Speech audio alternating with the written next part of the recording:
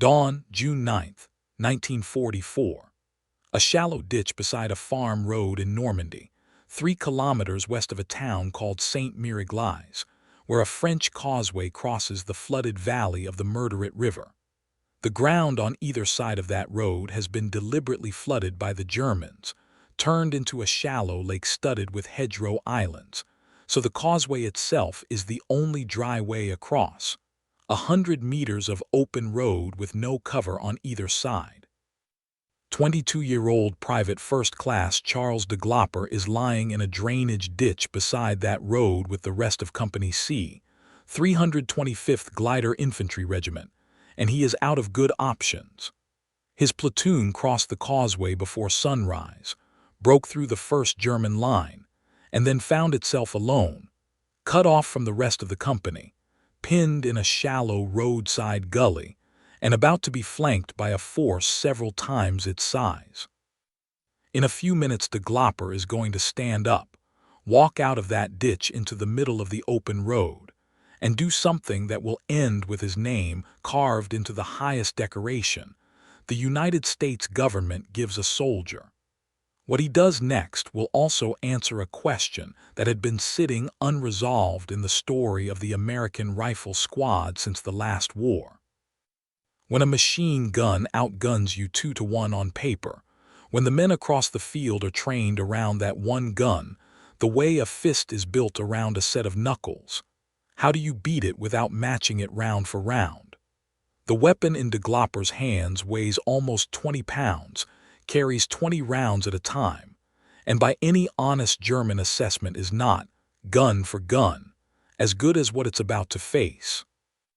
And yet within about a year, the machine-gun-centered German infantry squad, the model that had terrorized Allied riflemen from the sands of North Africa to the hedgerows of Normandy, would be a broken fighting system, outproduced, outreplaced, and beaten at the one thing it had always done best. How that happened starts with a farm boy's rifle that almost didn't make it into the war that made it famous. To understand why that ditch was so dangerous, you have to understand the machine the Germans had built their entire infantry doctrine around. The German rifle squad, the Gruppe, numbered about 10 men, and its whole reason for existing was to keep one weapon fed, protected, and firing.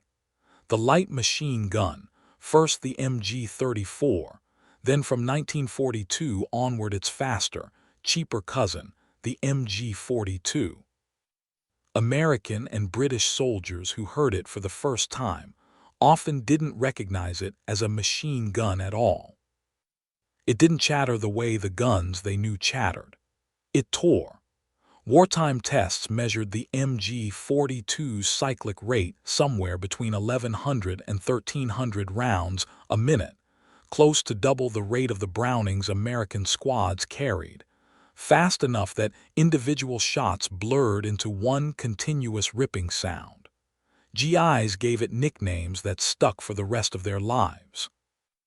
A trained crew could burn through a barrel in under a minute and swap it in seconds, which meant the gun almost never had to stop to cool down or reload the way a slower weapon did.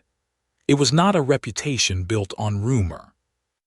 By the time Allied troops were fighting through Normandy's hedgerow country, the MG-42 had already spent 2 years earning that reputation on the Eastern Front, in the North African desert, and in the mountains of Italy, and soldiers arriving fresh from basic training in the United States had usually heard about it before they ever crossed the channel.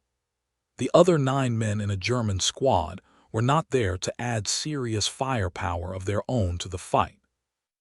They carried Bolt Action Car 98K rifles, good for perhaps 10 aimed rounds a minute in skilled hands, and their real job was to protect the gun team, haul its ammunition, and cover its flanks while it did the killing. Everything else, the assault, the defense, the maneuver, was built around keeping that one weapon in action. It worked, and it worked for years. By 1944, the MG-42 anchored some of the most effective defensive positions in the German army, chewing through entire waves of advancing infantry from behind a single stone wall or hedgerow, on every front from the eastern steppe to the Italian mountains to the coast of France. New American replacements arriving in Europe were shown training films specifically built to convince them the sound alone wasn't going to kill them. It usually didn't. But it convinced a lot of men that it might, and in an infantry fight, what a soldier believes about the gun aimed at him matters almost as much as the gun itself. For the first years of American involvement, the answer to that fear leaned hard on brute force, and brute force was expensive. Doctrine before Normandy relied heavily on artillery and air power to blast a machine gun position before infantry ever got close, which worked beautifully on a map and considerably less well against a well-dug German crew that could displace, wait out the barrage in a covered position, and be back in action the moment the guns lifted. Riflemen who tried the old-fashioned rush across open ground learned fast that a single well-sighted MG-42 could pin down and kill an entire platoon before it covered 50 yards. Even the improved American infantrymen of 1944, carrying the semi-automatic M1 Garand instead of a First World War bolt gun, found that 8 rounds fired one at a time from a rifle built for individual marksmanship didn't add up to anything close to the wall of fire coming back the other way. What the U.S. Army actually needed wasn't a heavier machine gun to trade shots with the MG-42 in a straight contest of rate of fire. That was a fight the Americans were never going to win, not with a gas-operated, air-cooled infantry weapon against a purpose-built general-purpose machine gun, designed from the ground up for exactly that job. What it needed was a completely different kind of math.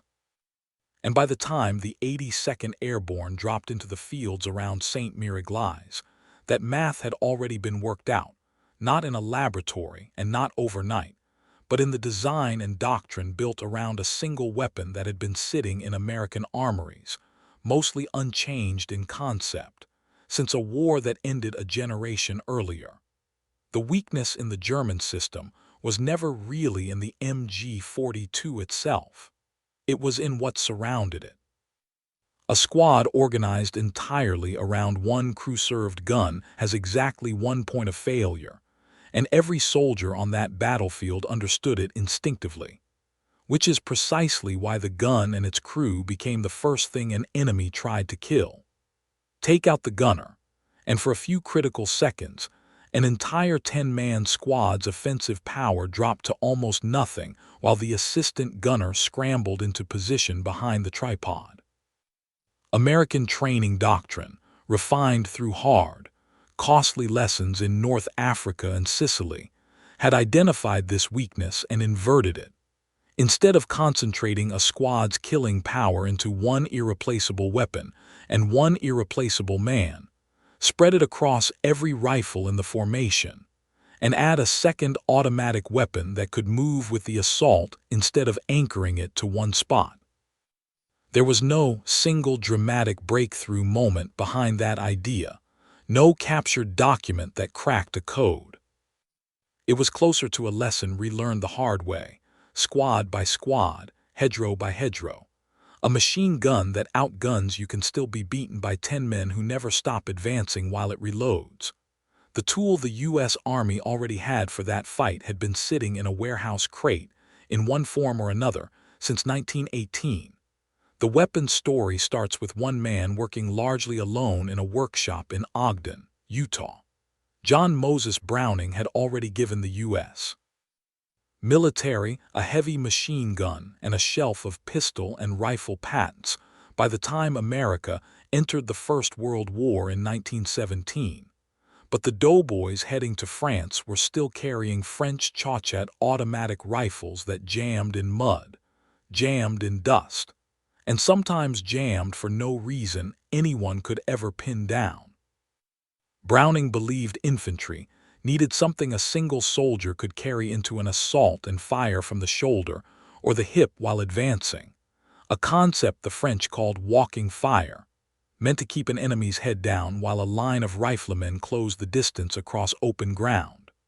On February 27, 1917, he brought a working prototype to a live demonstration outside Washington, D.C., in front of several hundred members of Congress and military officers. It performed well enough that Winchester received an order for 25,000 rifles within the year, alongside production contracts for Colt and, later, the Marlin Rockwell Corporation, 3 private companies racing to arm an army that had entered the war with almost no automatic weapons of its own design. The weapon reached France in the summer of 1918 and went into combat for the first time that September with the 79th Infantry Division, as American troops pushed into the opening weeks of the Meuse-Argonne campaign. It arrived so late in the war that only 4 American divisions ever carried it into battle, and one of the men who did carry it, John Browning's own son, 2nd Lieutenant Val Browning, personally fired it against German positions in the field, a designer's family testing the design under fire rather than on approving ground. Another soldier who carried it, Corporal R.A. Herbst of the 36th Division, said afterward that his unit was the only one in its sector using the new automatic rifle that day, and that German troops who had never encountered anything like it before were rattled badly enough that a large number simply surrendered rather than face it a second time. It wasn't the only weapon on that battlefield, but by every account that survives, it was one the Germans hadn't planned for and hadn't seen coming. Between the wars, the design was refined into something built specifically for what a Second World War would demand of it. The final version, designated the M1918A2 and adopted in 1938, weighed close to 19 pounds loaded, fired a full-power .3006 rifle cartridge at up to roughly 650 rounds a minute on its fast setting, and fed from a 20-round detachable box magazine a rifleman could swap in seconds without breaking stride. Every one of those numbers reads, on paper, like a weapon that loses a straight fight against a purpose-built machine gun, because it does. What the specification sheet doesn't capture is that this rifle could be carried, aimed, and fired by a single soldier while walking forward under fire, something no crew-served gun on either side of the line could do without stopping, setting up, and losing the initiative. Gas-operated and air-cooled, it needed no water jacket, no tripod, and no second man to keep it running, though most gunners carried an assistant anyway to haul spare magazines and share the weight. There was one advantage almost nobody outside an infantry squad expected going in: reliability in filth. Where the German MG-42 needed careful, trained maintenance to keep its punishing rate of fire from chewing through its own parts, American riflemen dragged bars through Norman mud, Pacific jungle rot, and North African sand and came away, again and again, with a weapon that still fired when they needed it to. Marine gunners in the Pacific liked it enough to strip off the bipod and flash hider just to save weight on long jungle patrols, turning it back into something closer to Browning's original one-man automatic rifle. The men who carried it and the men who fought beside them came to trust it in a specific, practical way. Soldiers in the squads behind a bar gunner said there was a particular relief in hearing it open up nearby, because it usually meant the fight was about to turn. This is where the actual American answer to the German machine gun lived, not primarily in the rifle, but in what the U.S. Army built around it. A standard 12-man rifle squad by 1944 carried something no German squad had: a semi-automatic rifle, the M1 Garand, in the hands of every single soldier, not just a designated gunner. Where a German squad had 1 man capable of rapid fire and 9 men limited to bolt-action speed, an American squad had 12 men who could each put out aimed shots nearly as fast as they could pull the trigger. And then, layered on top of that, 1 Browning automatic rifle to give the squad a heavier, sustained punch that could go wherever the fight went. The tactical idea was simple enough to explain to any rifleman in about a minute, and hard enough to execute under fire that it took real discipline to hold together. Split the squad into a base of fire and a maneuver element. The bar and a few riflemen would lay down suppressing fire to keep German heads down, while the rest of the squad used that cover to advance, close the distance, and finish the fight at close range or force a withdrawal.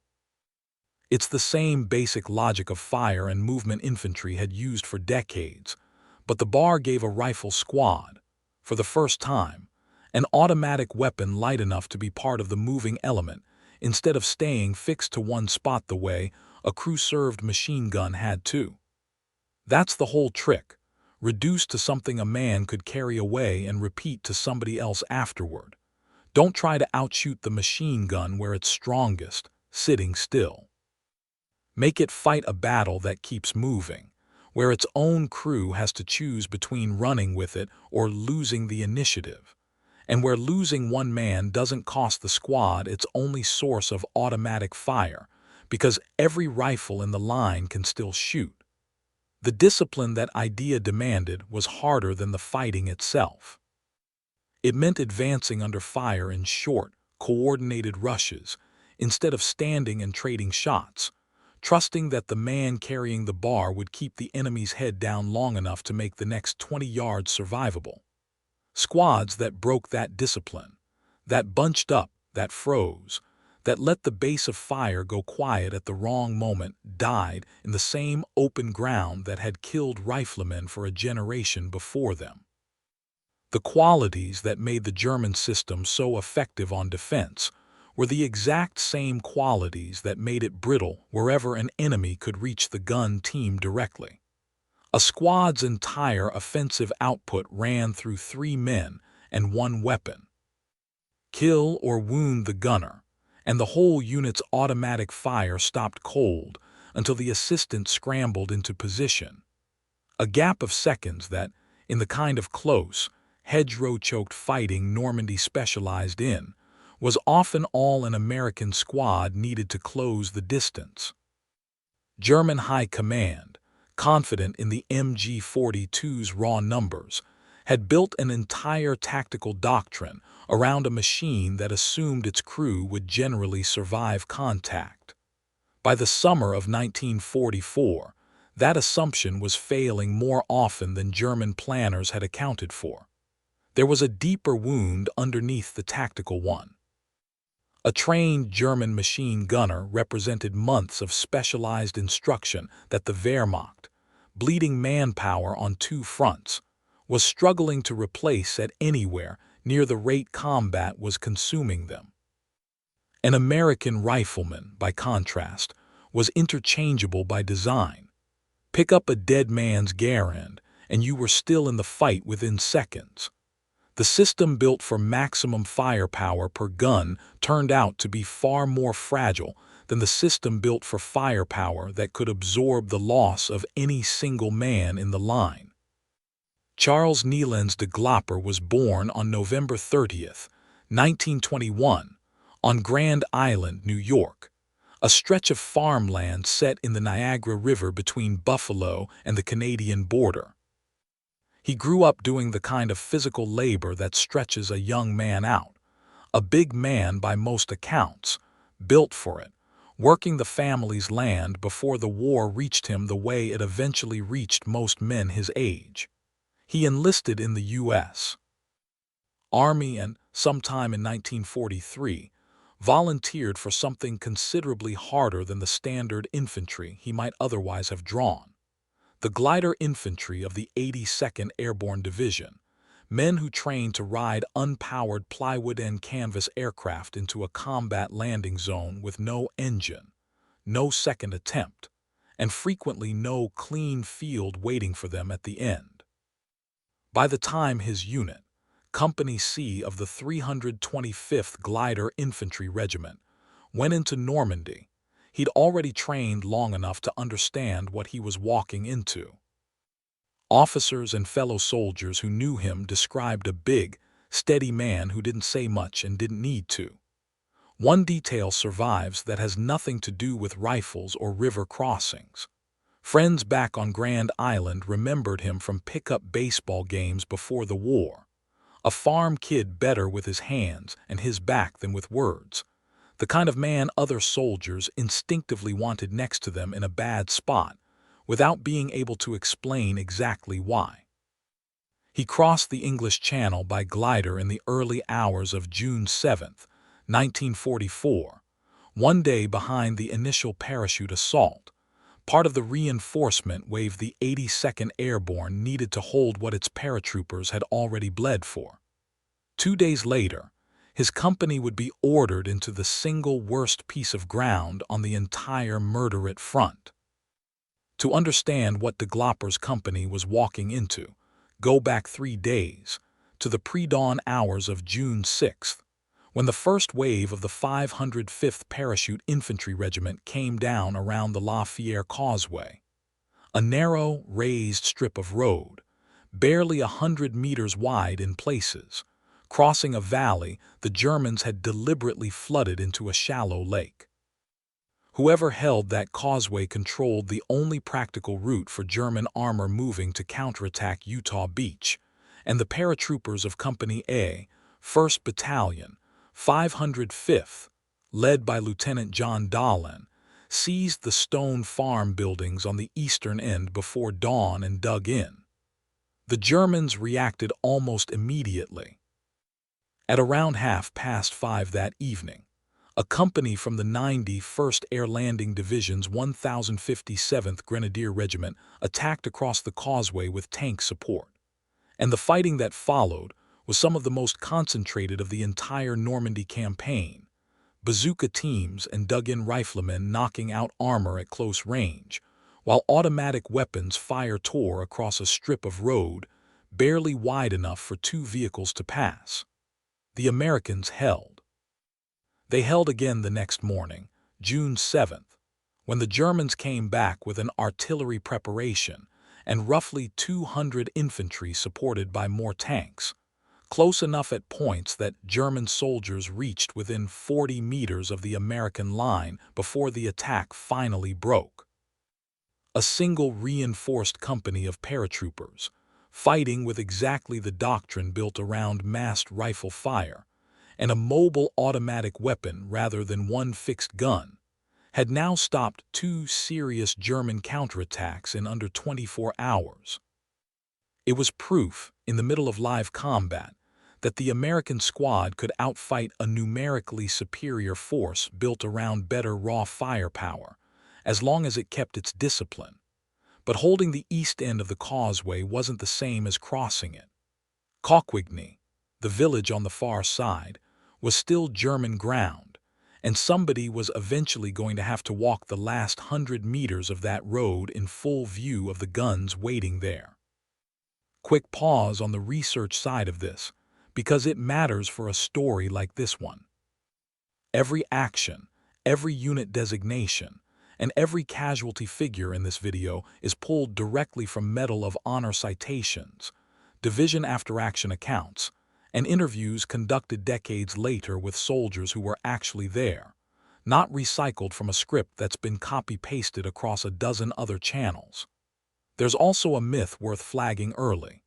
A lot of people assume the bar was basically an American MG-42, just as good, gun for gun.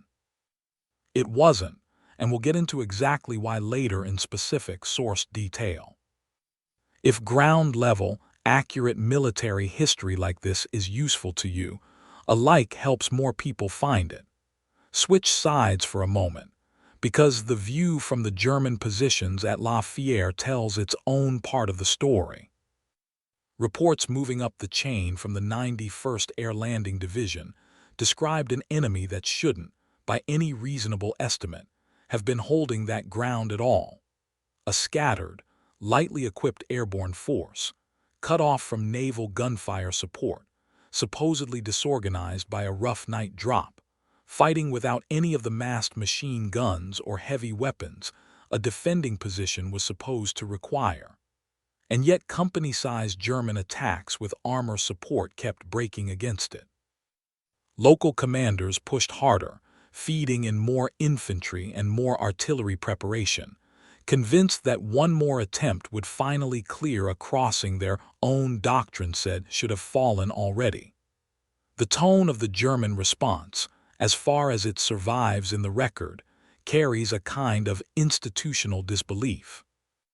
Instructions coming down the line called for renewed pressure and reinforcement rather than any real reassessment of the defenders' actual strength.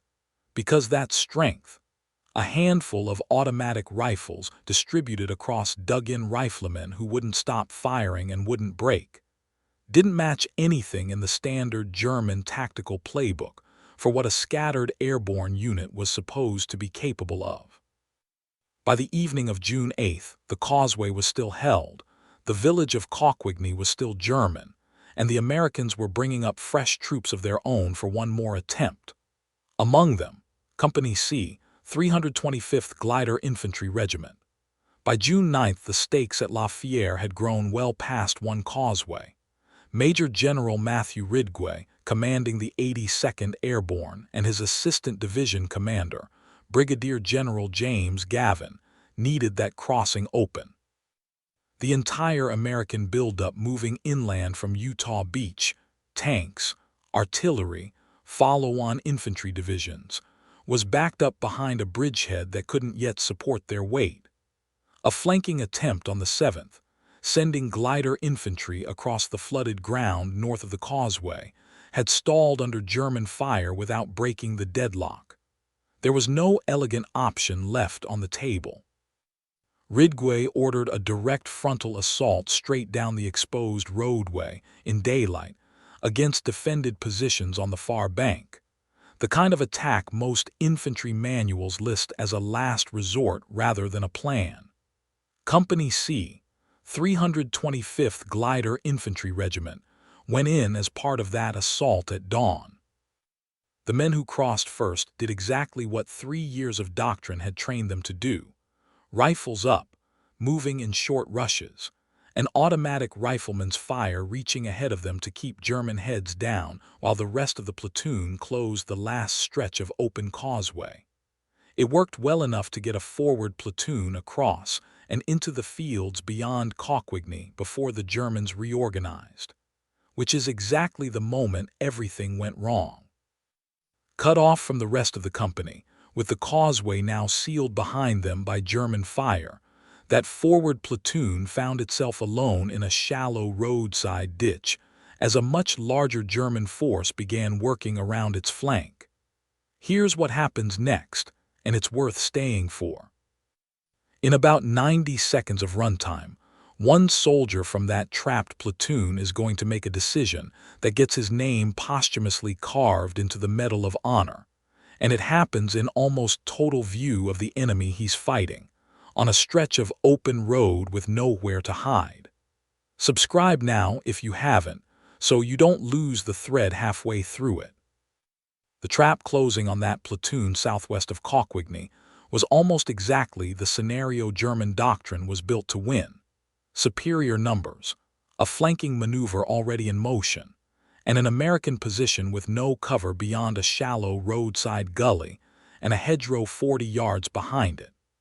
If the German force completed its envelopment, the platoon that had just fought its way across the causeway would be finished, and the bridgehead the Americans had bled 3 days for would be back in serious question. The only way out ran through a break in that hedgerow, 40 yards to the rear, open ground the entire way, in full view of German automatic weapons and riflemen closing in from multiple directions. Delopper saw the shape of what was happening before most of the platoon did. Machine gun and rifle fire was already reaching into the ditch from 2 directions, close enough that men could hear rounds cracking past at head height. and the gap in the hedgerow behind them was the only way out that didn't mean surrendering or dying where they lay. If everyone tried to withdraw together through that gap at once, the German positions would simply cut them down in the open, one at a time, in a slow bottleneck with nowhere to take cover. Somebody needed to pull the German fire onto themselves, alone, long enough for the rest of the platoon to make the run. Delopper volunteered for it without being asked twice. He stood up out of the ditch and walked onto the road. Not crawled, not rushed from cover to cover. Walked upright into direct sight of a concentration of German automatic weapons and rifle fire, carrying an 18-pound Browning automatic rifle that suddenly mattered more than anything else on that stretch of Normandy farmland. He opened fire on the nearest German positions, sweeping bursts across the hedgerow and the field beyond it. And behind him, in the gap he had just bought with his own exposure, the rest of the platoon started moving. The Germans reoriented onto him almost immediately, which was exactly what he needed them to do. He was hit. He kept firing. Struck a second time, he started to go down, and instead of falling, he dropped to one knee in the middle of the open road, leveled the bar against his hip and shoulder, and kept sending bursts into the German line from a kneeling position with blood already on him. 20 rounds, reload, 20 more. Every second he stayed upright, and firing was a second. The Germans trying to encircle his platoon spent shooting at him, instead of finishing the flanking maneuver that would have ended the fight entirely. This is the moment the whole argument of this video comes down to. A machine gun-centered German force, built around exactly the kind of concentrated defensive firepower that had broken American attacks up and down this front for 3 straight days, was being held in place, not by a heavier weapon, not by artillery, not by numbers, but by one automatic rifle in the hands of one man who refused to stop feeding it magazines. The doctrine that said don't try to outshoot the machine gun, make it fight a battle that keeps moving, had just been reduced to its smallest possible form. One soldier refusing to let a numerically superior, better-armed enemy dictate the terms of the fight, for as long as his body would let him pull the trigger. Behind him, the rest of the platoon reached the hedgerow, got through the gap, and reorganized into a position the German flanking maneuver could no longer unravel. The bridgehead held. Later that day, American engineers and infantry pushed tanks and follow-on troops across a causeway that 3 days of fighting, and one man's stand on an open road, had finally secured. What was actually found on the ground Delopper had defended alone would not be fully accounted for until the fighting had already moved past it. By the late summer of 1944, what had happened in a roadside ditch at Lafayette was repeating itself in different forms across the entire Normandy front, and then across France. The German army's defensive doctrine, so effective when its machine gun teams survived contact, kept running into American squads that didn't need that one-gun team to survive in order to keep fighting. German after-action reports and the private writings of surviving soldiers where they've been preserved describe a growing sense through 1944 that the old certainties, rate of fire, positional defense, the machine gun as the unanswerable weapon, weren't holding the way they had in the war's earlier years. The German army did try to answer it. Late in the war, small numbers of a new select-fire rifle, eventually standardized as the St. G44, began reaching frontline infantry, giving individual German riflemen something closer to what American squads had carried since before the invasion: the ability to put out automatic fire without waiting on a dedicated machine gun team. Paratroop units received an even more specialized weapon, the FG-42, built to give a single soldier both accurate long-range fire and a controllable automatic rate. Both were, in isolated engagements, genuinely formidable. Neither arrived in anything close to the numbers needed to change the shape of the war. Total St. G-44 production reached into the several hundred thousands, spread across a military system that was losing entire divisions faster than a collapsing supply chain could rearm them, on a front now closing in from both the east and the west at once. The irony sits close to the surface. The German army had correctly diagnosed, by 1944, roughly the same lesson the U.S. Army had already built its rifle squads around 2 years earlier, that distributed automatic firepower beat firepower concentrated in one gun team. The answer had finally been identified. It came too late, and into too few hands to matter. Go back to that open road at Lafayette, because Delopper's own story hadn't finished the way the earlier account of it left off. He did not survive his stand. Kneeling in the roadway, already hit twice, he kept firing burst after burst from the Browning automatic rifle until he was killed outright by German fire, the weapon still in his hands, still doing exactly what he had walked into the open road to make it do. He was 22 years old. When his comrades were eventually able to reach the ground where he had made his stand, they found it, in the language of his own citation, strewn with dead German soldiers, and with the wreckage of the machine guns and automatic weapons he had knocked out of action in the minutes before he was killed. His platoon, the one he had bought time for with his own exposed position on that road, had reached cover, reorganized, and held long enough for the wider assault to succeed. For conspicuous gallantry and intrepidity in action above and beyond the call of duty, Charles N. Delopper was posthumously awarded the Medal of Honor, the only member of the 325th Glider Infantry Regiment to receive it during the entire war. He was buried at Maple Grove Cemetery on Grand Island, New York, on the same stretch of farmland he had grown up working, not far from where he used to play ball with the other local kids before any of them had heard of Normandy. There's no dramatic irony to layer onto what happened to him, no twist that makes it easier to sit with. He was not a career soldier chasing a record, not a specialist trained from the start for exactly this moment, just a farm kid from a small island in the Niagara River who had been in the army a little over a year. Just a young man who understood in the space of a few seconds exactly what his death would buy for the people behind him, and who made the trade anyway. The doctrine that put a Browning automatic rifle in his hands, instead of leaving American firepower concentrated inside one vulnerable gun team, is the same doctrine that let his platoon survive to make use of what he bought them. That's not a coincidence.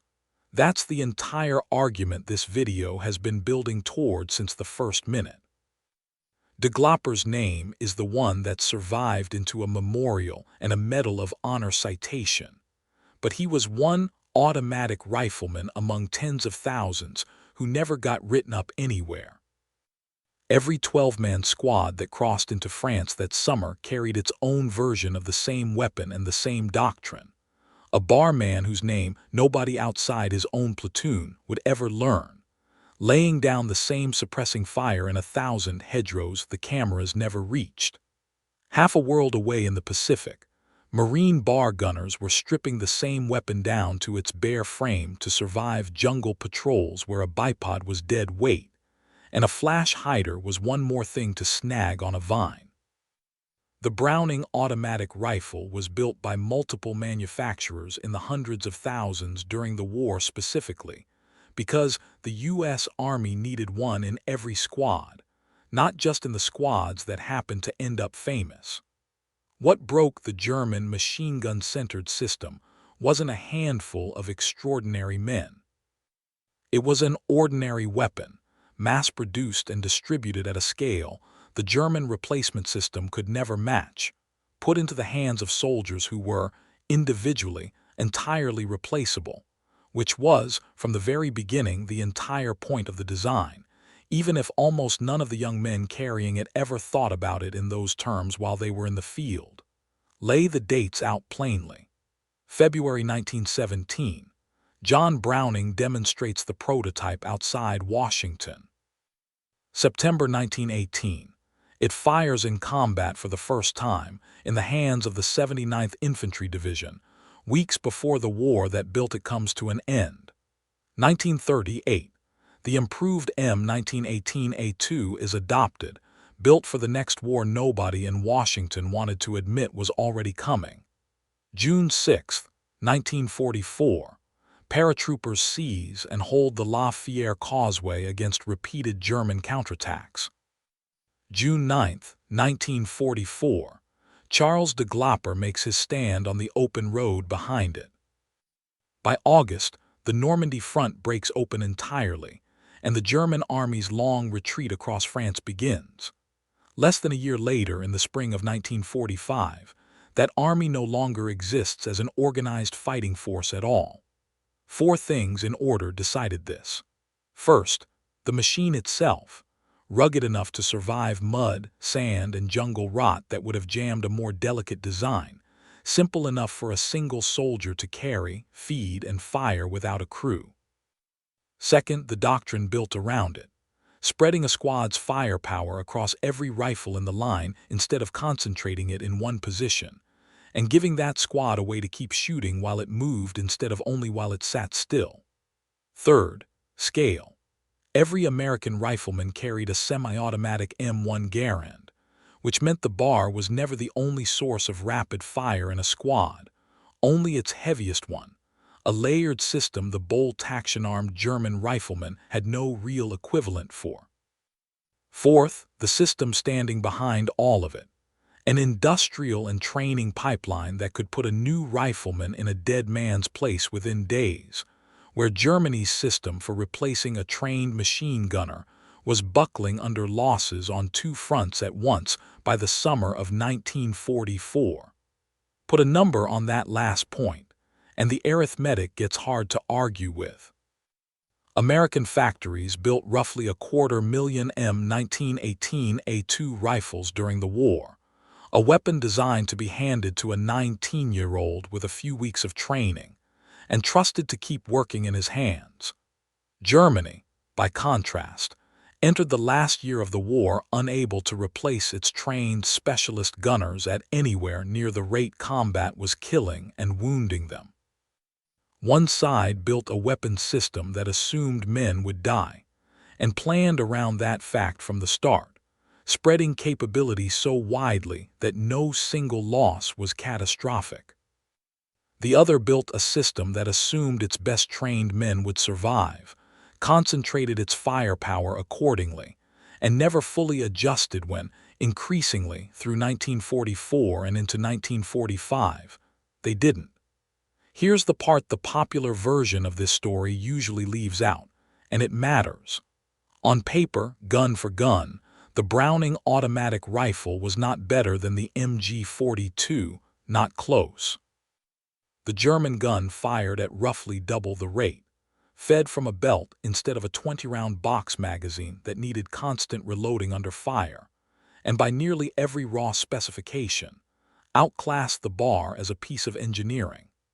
The version of this story where the bar was some kind of American answer that outgunned the German machine gun on its own terms simply isn't accurate, and repeating it does a disservice to how genuinely dangerous the MG42 actually was in trained hands. What's true, and what actually mattered on the ground, is something narrower and more specific. The bar didn't need to outgun the MG42. It needed to survive the loss of any single man carrying it, keep firing while the squad moved instead of only while it sat still, and put a version of that firepower into every rifle squad in the U.S. Army rather than a select few. That's a doctrine argument and a production argument, not a barrel-length one. And it's the argument that actually won. John Moses Browning never saw any of this. He died in 1926 at his workbench in the FN Herstal factory in Belgium, 18 years before a farm boy from Grand Island, carried a refined version of his 1917 design onto a Normandy causeway. His son Val, who had carried the same rifle into combat in France in the final weeks of the First War, went on to spend decades running his father's firearms business at FN Herstow, long enough to watch the weapon he had personally fired against German positions in 1918 become standard issue for an entire generation of American infantry in the war against Germany that followed. The rifle outlived its designer by more than 4 decades of American service, through Korea and into the first years of Vietnam, before the Army finally replaced it with a true belt-fed squad weapon that borrowed, more than a little, from the same general-purpose machine gun concept the Germans had pioneered with the MG-42. The winning idea, it turned out, had room for both approaches once nobody had to bet a bridgehead on getting it exactly right the first time. At Lafayette today, a stone marker and a bronze memorial stand on the ground where the causeway fight happened, not far from a statue in Charles Delopper's hometown on Grand Island, unveiled decades after his death by the same community that remembered him from those pickup ball games before any of it happened. Veterans on both sides who survived the Normandy fighting spoke, in later years, less about which weapon had the higher rate of fire and more about which units simply would not stop coming forward. The machine that outlived the war was never really the point. The idea was that firepower spread across many replaceable hands beats firepower concentrated in a few irreplaceable ones, and that a squad willing to keep moving under fire can outfight one that's built to stand still and shoot faster. That idea is still standard infantry doctrine today, long after the rifle that first proved it under fire went into a museum case. If you want more stories built entirely from citations, unit records, and the accounts of the men who were actually on the ground, not recycled talking points, that's what this channel does every week, so subscribing and turning on notifications means you won't miss the next one. One honest ask: if this kind of sourced military history is worth your time, a like tells the algorithm to put it in front of somebody else who'd want to see it too. And down in the comments, tell me this. Knowing now exactly how that squad doctrine worked, and what it cost the man who proved it on that road, would you have volunteered to walk out of that ditch?